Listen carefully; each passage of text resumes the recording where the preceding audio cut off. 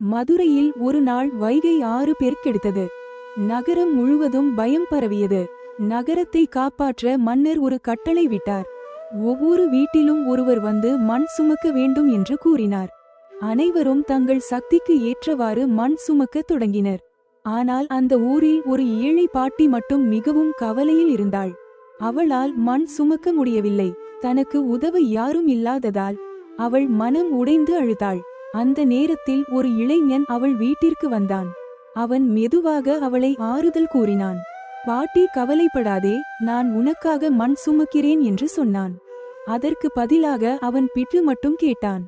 பாட்டி மகிழ்ச்சியுடன் சம்மதித்தாள். அவன் வேலைக்கு சென்றான். ஆனால் அவன் மற்றவர்களைப் போல கடுமையாக வேலை செய்யவில்லை.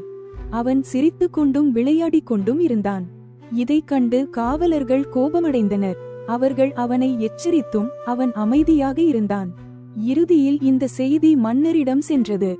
மன்னர் கோபத்தில் அவனை தண்டிக்க உத்தரவிட்டார். அவன் மீது ஒரு அடித்தார்கள். அந்த ஒரு அடியில் மதுரை முழுவதும் வலி உணர்ந்தது.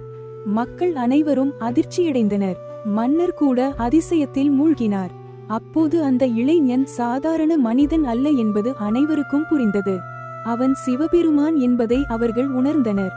ஒரு ஏழை பாட்டிக்காகவே அவர் மனிதராக வந்து உதவினார். இந்த கதை ஒரு பெரிய உண்மையை சொல்கிறது.